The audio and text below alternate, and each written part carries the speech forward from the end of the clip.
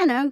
In this video, we'll be answering the question, what are symptoms of a blocked root chakra?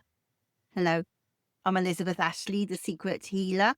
I am the UK Director of the National Association of Holistic Aromatherapy, and I've been working with essential oils for over 30 years. If you haven't found my channel before, welcome. Please do like and subscribe. This video is part of a much larger project about all the different chakras and essential oils. So have a look out for the playlist at the bottom. So we're going to look at this from 5 perspectives: the physical body, the mental body, the emotions, and the overall spiritual journey. But please do make sure that you stay to the end for a really important piece of information that's really vital to understand if you do want your root chakra to work optimally. And I've watched so many videos on YouTube and noticed that nobody tells you this vital piece of the puzzle. And if it's not in place, no amount of work that you do on the root chakras is going to have any effect at all. So that's at the end, but let's first talk about physical medicine.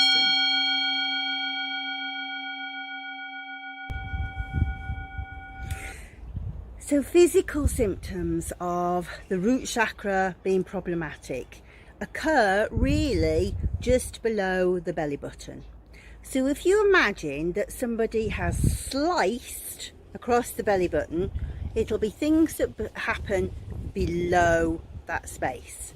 So most importantly, we're talking about the lower back. There's lots of problems with issues to do with like arthritis and things like that will happen in the lower back, but lower back pain generally. Also to do with, but this is also related to the sacral chakra, problems with chronic pelvic pain problems. So sometimes sexual problems, but problems going to the toilet. We might see constipation, sometimes diarrhea, but definitely problems with excretion, and also problems with the legs. Sorry about the train. Problems with the legs. So particularly restless leg syndrome, or cramps in the legs. Or myself, I used to be in a very violent relationship, and strangely I developed this tendency to have paralysis in my legs. So eventually leaving the relationship made a difference, but doing work on my root chakra stopped it happening completely.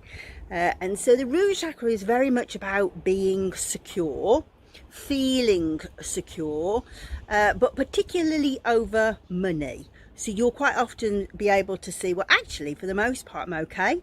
But then if I start worrying about something, if I feel unsafe in a relationship, but more often around money or food, then we start to see physical issues in the lower back, in the hips, so like hip arthritis, for example, in the bottom. So it could be like tension in the muscles of the bottom, but also in the legs, in the feet, and in the balance.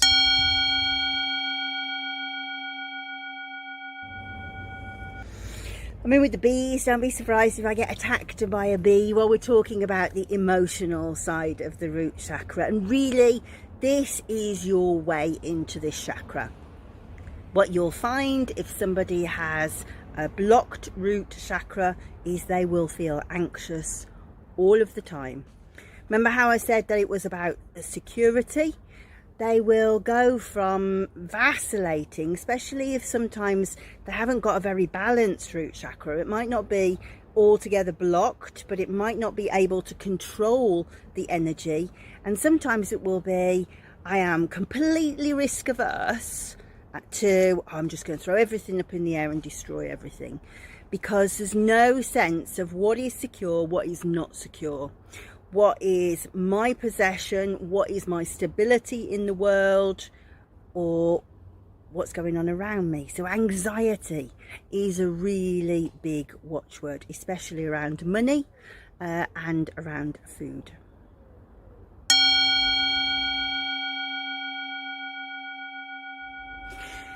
The mental aspects of a blocked root chakra are to do with worrying about what's happening around you. Now, the solar plexus chakra has a lot to do with willpower and identity and courage, but there needs to have been energy coming up from the root chakra up to the sacral chakra into the solar plexus to be able to support that. So if we have a blocked root chakra, if there is inadequate energy at the root, somebody doesn't have the confidence to go and say, I want to have a go at that. If you have a balanced root chakra, you are able to go and knock on the door and say to somebody, I really want to do that. Will you help me? If you have a very open root chakra, too open, what you'll have is an extremely controlling nature. You will not take criticism well. If the root chakra is blocked, criticism is absolutely destroys you. So mentally, a balanced root chakra looks like, I don't worry about inhabiting this space. I'm happy to take up this amount of room, but I want you to come into it. I want you to help me to grow, and I will share it with you.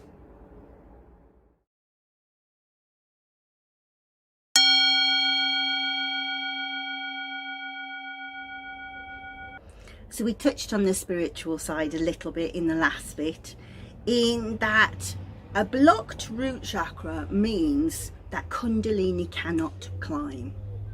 And if the root chakra doesn't have enough power in it, it can't sustain the energy coming up to be able to fortify any of the rest of the chakras. So therefore, the sacral chakra becomes difficult, and the sacral chakra is to do with desire and sex and creativity. None of that works very well. The solar plexus, we've mentioned in the last bit, is to do with identity and courage and willpower. None of that works very well. We have none of it. The heart chakra, well, of course, about love and joy. And you can imagine how the root chakra, if it's not open, if it's not supported, it's really frightening to think about being in love. We don't have the confidence to speak up for ourselves. And also, it's very difficult to make rational decisions. And with all of that, how can the crown chakra open? So being able to balance your root chakra is really, really important. But which brings me to my next point about what's nobody else telling you.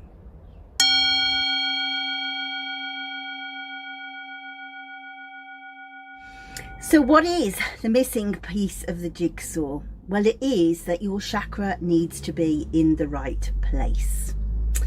Many things can make it move. In particular, your back not being straight, your pelvis slipping. But in the case of the root chakra, often it can be because you've had a really bad shock and it moves offline.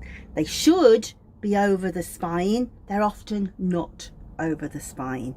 And so being able to work out exactly where they are, which I'll teach you to do in the sensorium approach, if they're not over the gland, how can they do the job they're supposed to do? So think particularly of the sacral chakra, or just because it's an easy example, but it's the case for all of them. If the energy cannot come through the etheric bodies into the gland, through the spine, out and out the other side of the etheric body, if it's missing the ovaries, how can it help fertility? So making sure that the chakra is in the right place and the right shape and working to the right strength is vital to a balanced root chakra. And once you get that, hopefully you will no longer be thinking about the symptoms of a blocked root chakra.